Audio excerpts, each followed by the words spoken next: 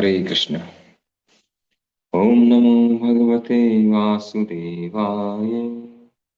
ओम नमो भगवते वासुदेवाय। ओम नमो भगवते वासुदेवाय। नारायणं नमस्कृत्य नरं चैव नरोत्तमं देवीं सरस्वतीं व्यासं ततो जयमुदीरये। नष्टप्रायेषु भद्रेषु नित्यं भागवतसेवया भगवती उत्तमश्लोके भक्तिर्भवति नैष्ठिकी। नमो विष्णुपादाय कृष्णप्रेष्ठाय भूतले श्रीमते भक्तिवेदान्त स्वामिनिति नामिने। नमस्ते सारस्वती देवे गौरवाणी प्रचारिणे निर्विशेष शून्यवादी पाश्चात्य देशतारिणे। श्रीमद् भागवतम स्कंद 1 अध्याय 8। महारानी कुंती द्वारा प्रार्थना तथा परीक्षित की रक्षा। श्लोक संख्या 12 व 13। दो श्लोक ले रहे हैं।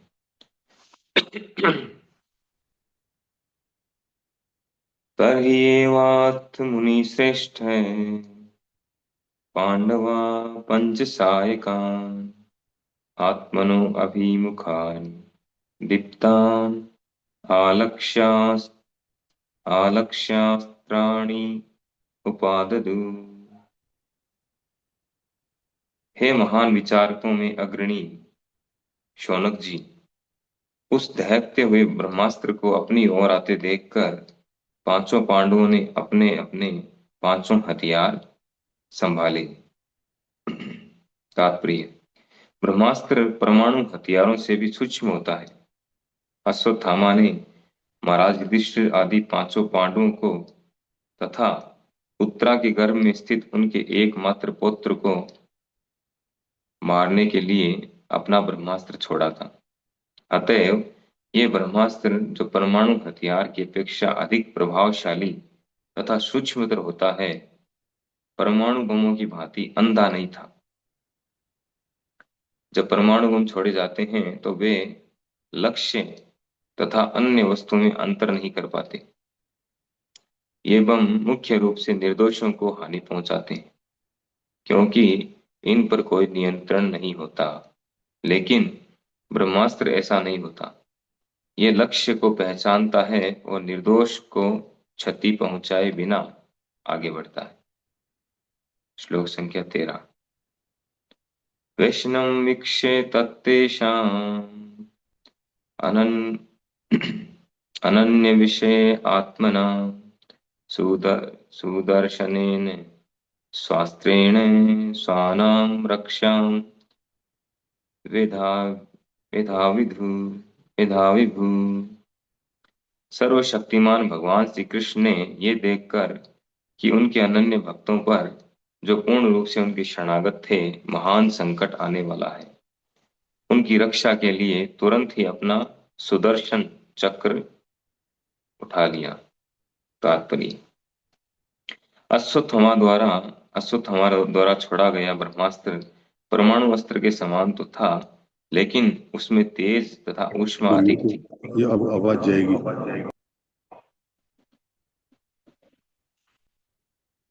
उसमें तेज तथा ऊष्मा अधिक थी। ये ब्रह्मास्त्र अधिक सूक्ष्म विज्ञान की देन है, जो सूक्ष्म ध्वनि अर्थात वेदों में अंकित एक मंत्र का प्रतिफल है। इस अस्त्र का दूसरा गुण यह है कि यह परमाणु बम के समान अंधा नहीं होता, क्योंकि अन्य किसी पर क्षति के बिना केवल लक्ष्य पर ही इसका संधान किया जा सकता है। अश्वत्थामा ने इसे पांडु कुल के समस्त पुरुष व्यक्तियों को समाप्त करने के लिए छोड़ा था। अतएव एक तरह से ये परमाणु बमों से अधिक घातक था, क्योंकि ये सर्वाधिक सुरक्षित स्थान में भी प्रवेश कर सकता था।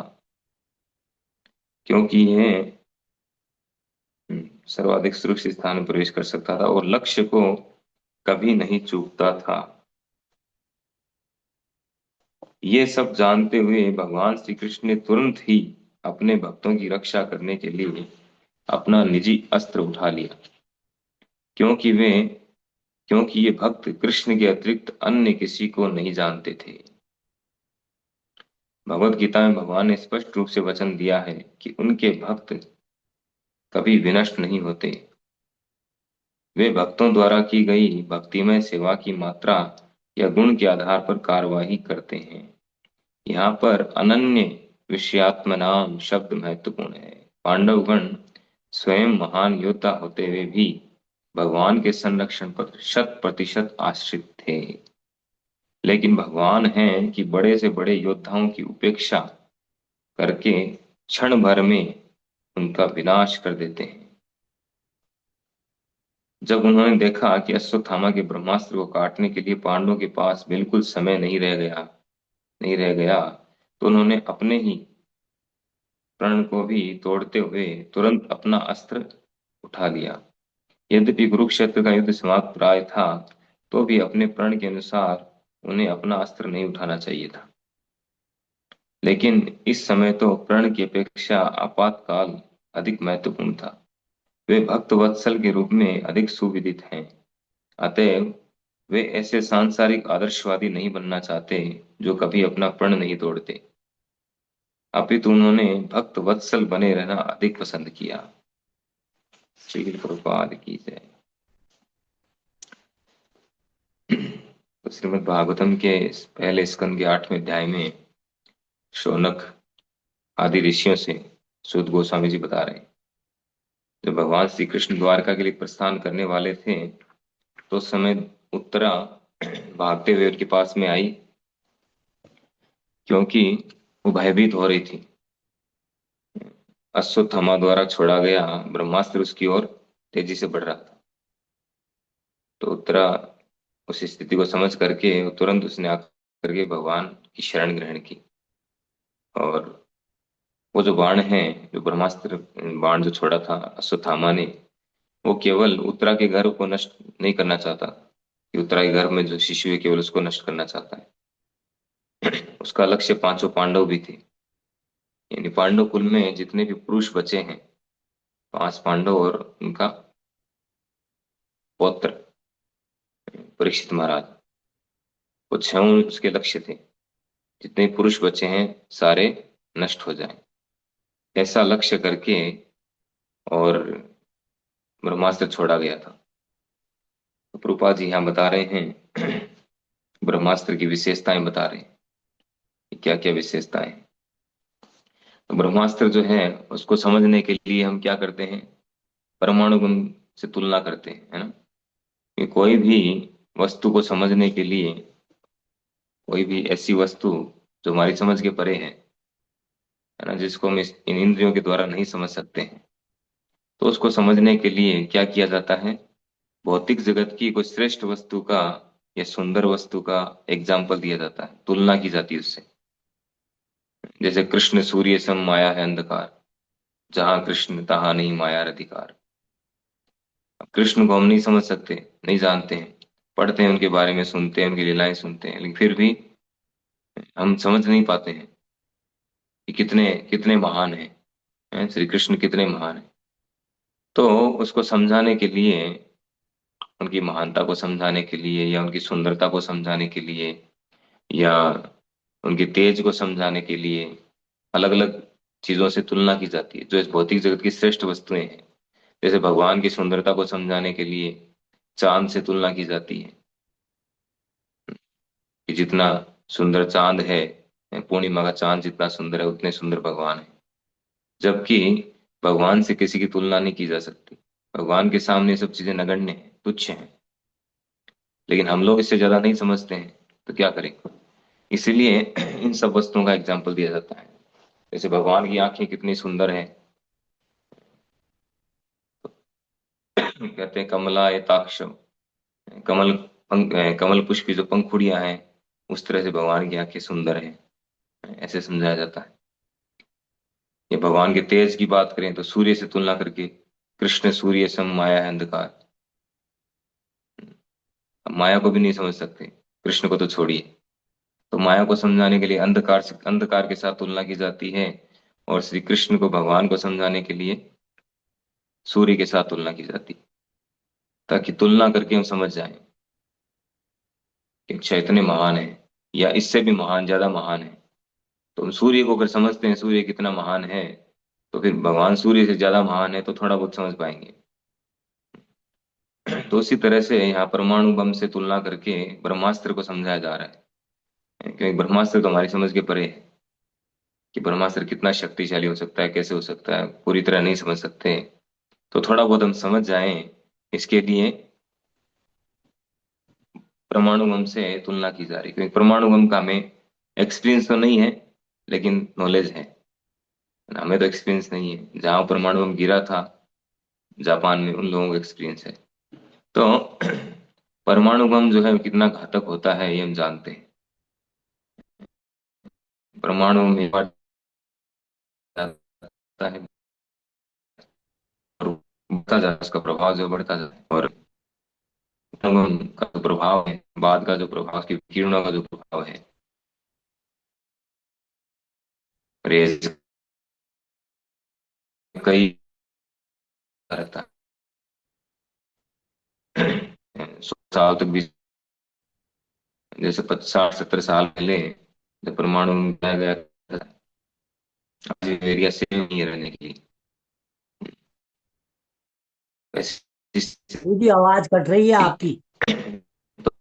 तो जैसे परमाणु, आवाज ब्रेक हो रही है प्रभु जी आपकी।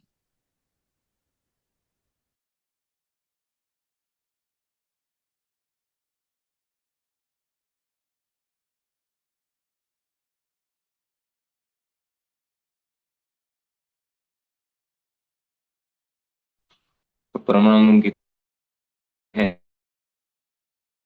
तुलना करके बता रहे हैं। लेकिन परमाणु बम की सब ब्रह्मास्त्र की कुछ विशेषताएं बता रहे हैं। ये बम जो है वो अंधा होता है, टारगेट नहीं कर सकते कि पर्टिकुलर इस व्यक्ति को ही मारना है। इस तरह का टारगेट उसमें नहीं हो सकता है।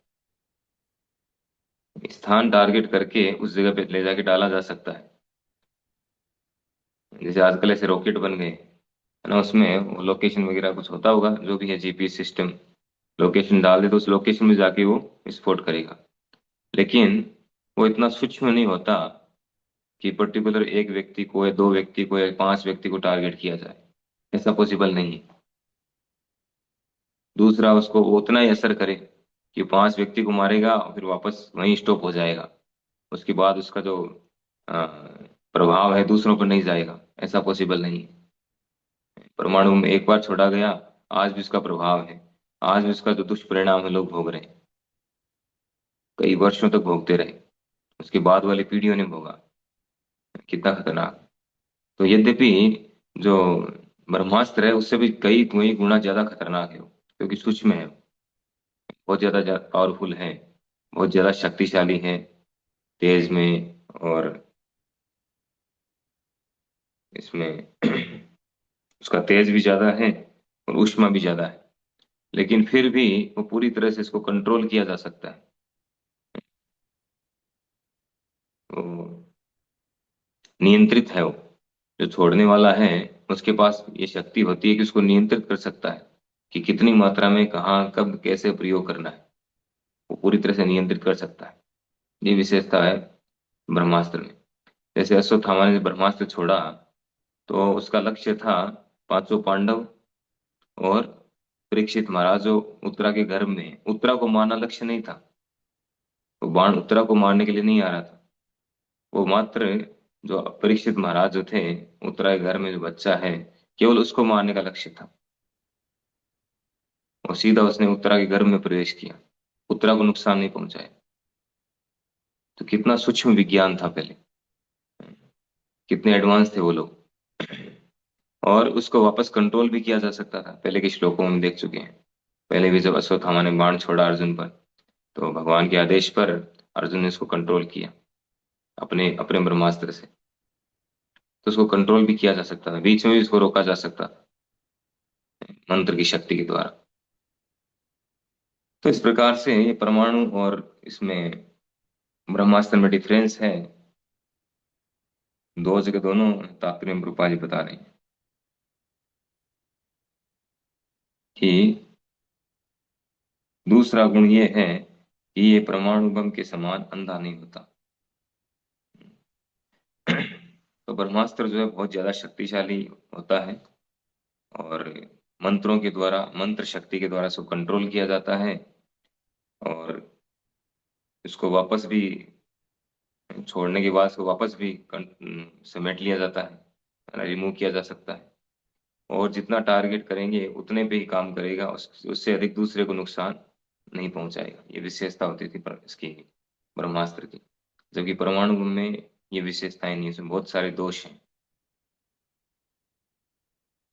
फिर आगे जो महत्वपूर्ण पॉइंट बता रहे हैं रूपा जी कह रहे हैं कि पांडवों ने जैसे ही वो ब्रह्मास्त्र आते हुए देखा, पांडवों को भी दिखाई दिया, है ना। उनकी ओर भी एक हमारे आचार्यों ने व्याख्या किया है कि पांच पांच बाण जो है एक साथ पांचों पांडवों की ओर बढ़ रहे थे। तो पहले ये विशेष जो है उनके पास विज्ञान था, वो एक बाण को हजारों बाणों में, है ना, हजारों बाणों में परिवर्तित कर सकते थे। एक बाण के हजार बाण बना सकते थे। छोड़ तो एक बाण रहे हैं, लेकिन मंत्र शक्ति के द्वारा उसको हजार या हजारों बना सकते थे, सैकड़ों बना सकते थे। ऐसी विशेषता होती। तो हो सकता है अश्वत्थामा ने एक बाण छोड़ा हो और उसका 6 बाण बना दिए हो मंत्र शक्ति के द्वारा। 5 तो पांडवों के लिए, एक जो है परीक्षित महाराज के लिए। तो पांडवों ने जैसे बाण अपनी ओर आते देखे, उन्होंने तुरंत अपने अपने हथियार उठा लिए। अर्जुन ने अपना गांडीव धनुष उठा लिया, और भीम ने अपनी गदा उठा ली। नकुल सहदेव तलवार चलाना जानते थे, तो तलवार उठा ली उन्होंने। युधिष्ठिर महाराज ने धनुष उठा लिया। इस तरह से सबने अपने अपने हथियार उठा लिए। लेकिन उनके पास समय नहीं था इतना कि हथियार उठा करके उसे बाण प्रत्यंचा चढ़ाए, क्योंकि उस समय वो युद्ध भूमि में नहीं थे। वो तो भगवान को ड्रॉप करने के लिए आए थे, है ना। भगवान जा रहे थे द्वारिका के लिए, और रथ में सवार हो चुके थे। तो ऐसा कोई प्लान था ही नहीं कि ऐसी स्थिति भी आ सकती है क्या। लेकिन क्योंकि क्षत्रिय हैं तो एनी टाइम हथियार साथ में रखते थे, वो हथियारों से लैस रहते थे, पता नहीं क्या इमरजेंसी आ जाए। तो शायद उनके पास हथियार थे उस समय, इसीलिए उन्होंने तुरंत अपने हथियार संभाल लिए। लेकिन फिर भी इतना समय नहीं था उनके पास कि वो हथियार को चला पाए। तब तक तो उन पे हमला हो जाता, क्योंकि वो बाण के नजदीक आने वाला था। तो भगवान समझ गए सारी स्थिति को, और समझ करके भगवान ने तुरंत क्या किया, अपना सुदर्शन सुदर्शन उठा लिया। सुदर्शन यानी बहुत ही सुंदर दर्शन, सुदर्शन। तो सुदर्शन उन्होंने उठा लिया, और भगवान का सुदर्शन जो है वो तो सबसे पावरफुल है, उसके सामने कुछ नहीं टिकता है। न ब्रह्मास्त्र टिकता है, न पाशुपता पदार्थ टिकता है, न और कोई अस्त्र शस्त्र टिकता है, न आग्नेय अस्त्र, न कोई अ, इंद्र का जो वज्र अस्त्र है, कुछ नहीं टिकेगा उनके सामने।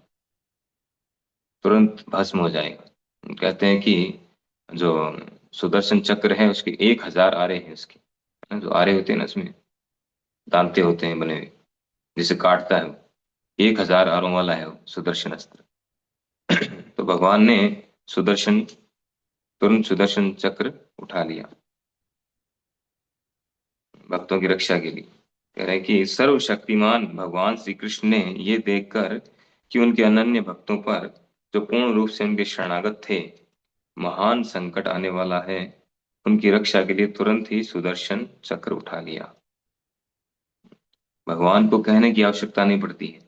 पांडवों के पास समय नहीं था कि भगवान से रिक्वेस्ट करें, प्रार्थना करें, उनका ग्लोरिफिकेशन करें। इतना टाइम ही नहीं बचा था। ऑलरेडी उत्तरा कर चुकी थी जो करना था, और उत्तरा को तो लगा था केवल मुझ पे संकट आ रहा है। लेकिन संकट सब पे था, वो पांडवों पे भी था। और ब्रह्मास्त्र जो उनको लक्ष्य करके छोड़ा गया था, उस ब्रह्मास्त्र का लक्ष्य न तो भगवान श्री कृष्ण थे, न माता कुंती थी, न और कोई लोग थे जो वहां पे खड़े। एकमात्र पांचों पांडव और उत्तरा, उत्तरा के घर में जो बच्चा है वो, यही लक्ष्य थे, 6 लोग। तो उन्हीं पर वो आक्रमण कर रहा था। तो भगवान ने तुरंत अपना अस्त्र उठा लिया। एक और विशेषता बता रहे हैं ब्रह्मास्त्र की, वह कभी भी अपने लक्ष्य से चूकता नहीं है। ब्रह्मास्त्र इतना पावरफुल है, कभी अपने लक्ष्य से चूकेगा नहीं।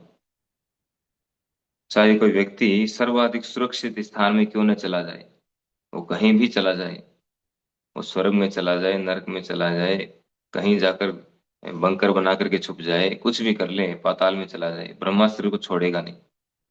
एक बार अगर लक्ष्य बंद हो गया, वो बचेगा नहीं उससे, निश्चित रूप से मरेगा। तो भगवान ये सब जानते थे, इसीलिए तुरंत उन्होंने अपने भक्तों की रक्षा के लिए क्या किया, अपने अस्त्र, निजी अस्त्र सुदर्शन को उठा लिया। तो यहाँ कह रहे हैं क्योंकि ये भक्त श्री कृष्ण के अतिरिक्त अन्य किसी को नहीं जानते थे। भगवान के जो भक्त हैं वो पूरी तरह से भगवान पर निर्भर रहते हैं, चाहे वो कितने एक्सपर्ट क्यों ना हो। पांचों पांडव तो हर तरह से एक्सपर्ट थे, ऑलराउंडर थे वो, और युद्ध कला में तो नंबर वन थे सभी। कोई जो है गदा युद्ध में नंबर वन था पूरे विश्व में, कोई धनुष कला में नंबर वन था, कोई तलवारबाजी में नंबर वन था। तो सभी नंबर वन थे वो अपनी अपनी कला में, युद्ध कला में। लेकिन फिर भी वो भगवान पर पूरी तरह से आश्रित थे, भगवान पर निर्भर रहते थे। भगवान जो करेंगे वही होगा। यद्यपि उन्होंने अपने अपने हथियार उठा लिए, लेकिन क्योंकि जो भक्त हैं अनन्य भक्त होते हैं, जो भगवान के अतिरिक्त किसी को नहीं जानते, और भगवान उनके अतिरिक्त किसी को नहीं जानते। जब दुर्वासा मुनि गए थे भगवान के पास, अम्बरीश महाराज को उन्होंने मारने का प्रयास किया, और जब सुदर्शन चक्र उनके पीछे लग गया दुर्वासा मुनि के, दुर्वासा मुनि ने कृत्या उत्पन्न किया, कृत्या को उत्पन्न करके और ऑर्डर दिया कि अम्बरीश को मारो। तो कृत्या को मार दिया सुदर्शन ने तुरंत, तुरंत मार करके, और दुर्वासा मुनि के पीछे लग गए। और दुर्वासा मुनि भागते रहे। दुर्वासा मुनि पहले जो है सब जगह जाने के बाद छुपने का खूब प्रयास किया, उन्होंने नहीं बच पाए। अंत में फिर वो ब्रह्मा जी के पास गए, शिव जी के पास गए, इंद्रदेव के पास गए, किसी ने हेल्प नहीं किया। सबने ये सजेशन दिया कि आप भगवान के पास जाइए, क्योंकि हम सब उन्हीं के अधीन हैं, आप भगवान विष्णु के पास जाओ। तो फिर भगवान विष्णु के पास जाकर के तुरंत उन्होंने दंडोत किया, कहा बचाइए मुझे। तो भगवान तुरंत ही वहां पर क्या कहते हैं, अहम भक्त पराधीन हूँ, मैं तो अपने भक्तों के अधीन हूँ। ना ही ना ही स्वतंत्र द्विजय, ना ही अस्वतंत्र द्विजय, मैं तो अस्वतंत्र हूँ, स्वतंत्र नहीं हूँ। मैं निश्चित रूप से स्वतंत्र नहीं हूँ, मैं मेरे भक्तों के अधीन हूँ, मैं कुछ नहीं कर सकता। आई कांट हेल्प यू, सीधा सीधा भगवान ने मना कर दिया।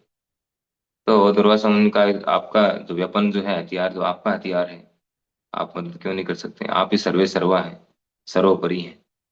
भगवान ने कहा कि मैं तो अपने भक्तों के हाथों बिक चुका हूँ। हम्म, मैं केवल मेरे भक्तों को जानता हूँ। बहुत सुंदर श्लोक है।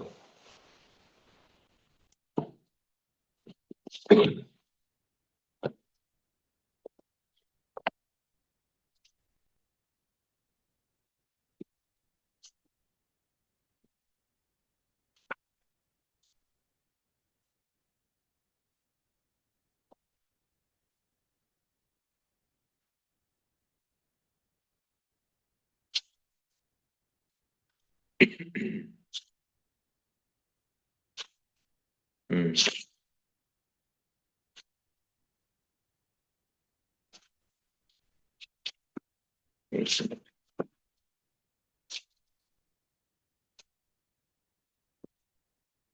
तो ये साधो हृदय मह्यम साधु नाम हृदय तो है,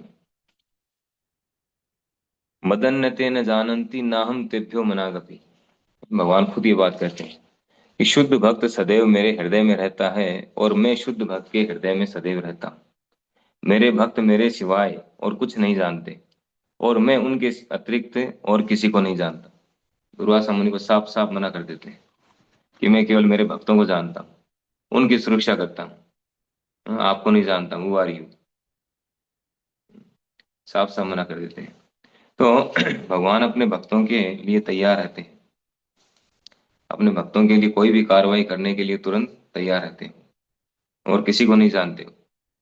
जो अनन्य भक्त हैं उनको जानते हैं केवल, वो उनके लिए वो कुछ भी करने को तैयार है। अपना कमिटमेंट जो है, अपने वादे, अपने प्रण सब तोड़ देते हैं। और ऐसा 2 बार किया भगवान ने। पहले भीष्म पितामह की प्रतिज्ञा पूरी करने के लिए, उनका वचन पूरा करने के लिए उन्होंने रथ का पहिया उठा लिया, जो कि उन्होंने कमिटमेंट किया था पहले, प्रण लिया था कि मैं हथियार नहीं उठाऊंगा, महाभारत के युद्ध में हथियार नहीं उठाऊंगा, प्रण लिया था। भीष्म पितामह ने प्रण ले रखा था पहले कि मैं ये नहीं करूंगा, या आजीवन से सिंहासन की रक्षा करूंगा, चाहे कोई भी आके बैठ जाए इसमें, इस तरह का प्रण लिया था। लेकिन भगवान ने अपना प्रण तुरंत तोड़ दिया। भीष्म पितामह ने जब प्रण लिया कि मैं हथियार उठवा के रहूंगा, तो भगवान ने प्रण लिया था कि मैं हथियार नहीं उठाऊंगा।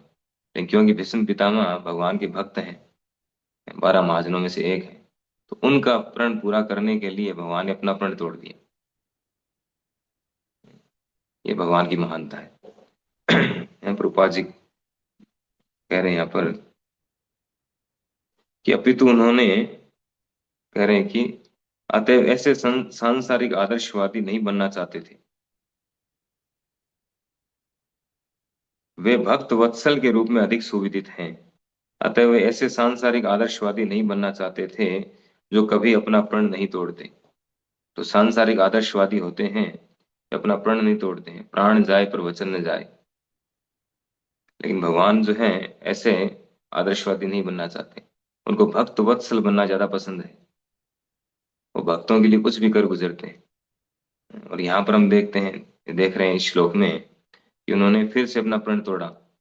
यद्यपि हथियार न उठाने के लिए बोला था उन्होंने, लेकिन फिर भी कह रहे हैं, प्रभुपाद जी कह रहे हैं, यद्यपि कुरुक्षेत्र का युद्ध समाप्त प्राय था, तो भी अपने प्रण के अनुसार उन्हें अपना शस्त्र अस्त्र नहीं उठाना चाहिए था।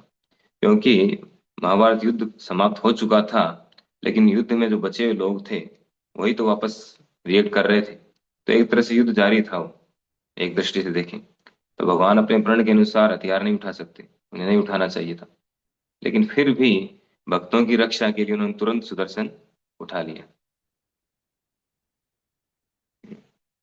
लेकिन इस समय तो प्रण की अपेक्षा आपातकाल अधिक महत्वपूर्ण था। जैसे हम देखते हैं युधिष्ठिर महाराज का, युधिष्ठिर महाराज भी अपने प्रण पर अड़िग थे, झूठ नहीं बोलना। वो आपातकाल को नहीं समझ रहे थे उस समय। भगवान ने कहा इमरजेंसी है, बोल दो अश्वत्थामा मारा गया है द्रोणाचार्य को, क्योंकि द्रोणाचार्य जो केवल आपकी बात पर यकीन करेंगे और किसी की बात पर यकीन नहीं करेंगे, क्योंकि बाकी सब तो झूठ बोलने वाले।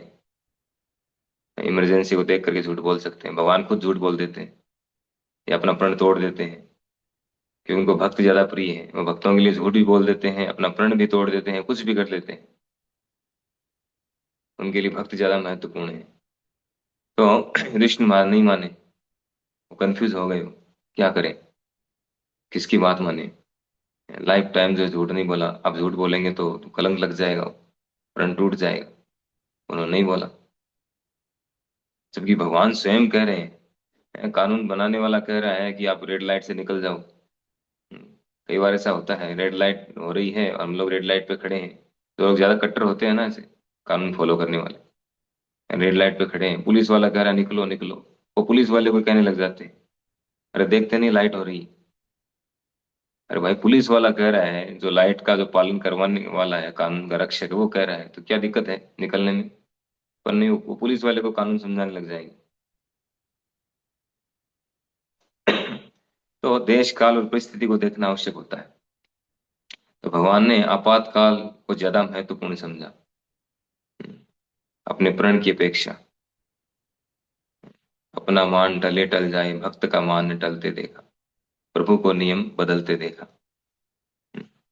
प्रबल प्रेम के पाले पड़कर प्रभु को नियम बदलते देखा। अपना मान टले टल जाए, भक्त का मान न टलते देखा। तो भगवान जो है वो अपना मान सम्मान जो है या अपना प्रण है उसको ताक पे रख देते हैं। जब भक्तों पर संकट आता है, वो सारे नियम बदल देते हैं भक्तों के लिए। तो भगवान ने सांसारिक आदर्शवादी बनने की अपेक्षा हम्म, भक्त वत्सल बनना अधिक अच्छा समझा उन्होंने। और तुरंत उन्होंने सुदर्शन चक्र को उठा लिया अपने भक्तों की रक्षा के लिए, पांडवों की रक्षा के लिए। तो इस प्रकार से भगवान जो है वो भक्त वत्सल हैं। भक्तों पर जब भी कोई संकट आता है वो तुरंत तैयार रहते हैं।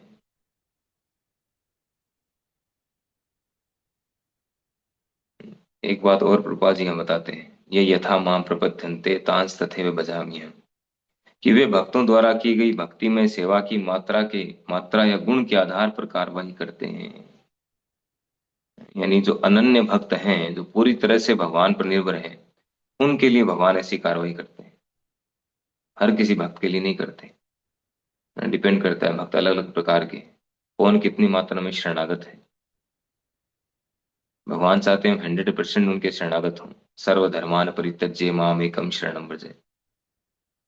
देखते हैं, जब द्रौपदी का चीर हरण हो रहा था तो द्रौपदी ने अपने लेवल पे खूब प्रयास किया, खूब प्रयास कर रहे थे। भगवान बार बार जो है, जो द्वारिका में थे भगवान उस समय, माता रुक्मणी रुक्मणी के साथ में, तो बार बार जो है विचलित हो रहे थे, बार बार जाने का प्रयास कर रहे थे, लेकिन द्रौपदी उनको पुकार नहीं रहे थे। भगवान उठ के बार बार प्रयास कर रहे थे कि मैं जाऊं, बचाने के लिए जाऊं, बचाने के लिए जाऊं। लेकिन द्रौपदी जो है वो क्या कर रही थी, वो कभी धृतराष्ट्र से पूछ बोल रही थी, कभी भीष्म पितामह से रिक्वेस्ट कर रही थी, कभी पांडवों से रिक्वेस्ट कर रही थी, कभी और जो वहां पे बैठे थे जो उनके फेवरेबल, उनसे रिक्वेस्ट कर रही थी, जिनको लग रहा था कि हेल्प करेंगे। भगवान से रिक्वेस्ट नहीं कर रही थी। लेकिन जैसे ही उन्होंने दोनों हाथ ऊपर करके भगवान को याद किया, भगवान तुरंत वहां पर आ गए। तो भगवान तो तैयार रहते हैं भक्तों के लिए। वो देखते हैं हम कितने शरणागत हैं। हम 100% नहीं है तो कैसे आएंगे, 100% उनके शरणागत होना पड़ेगा। तो अनन्य, जो अनन्य भक्त हैं, अनन्य विषयात्म नाम, अनन्य यानी न अन्य, दूसरों पर नहीं, एकमात्र श्री कृष्ण पर, एकमात्र भगवान पर जो आश्रित हैं, भगवान पर निर्भर हैं, उनके लिए भगवान तैयार रहते हैं, हर समय एनी टाइम तैयार रहते हैं। तो पांडव लोग जो हैं, पांडवगण पूरी तरह से भगवान पर आश्रित थे, 100%। इसीलिए भगवान हर समय उनकी रक्षा के लिए तैयार रहते थे।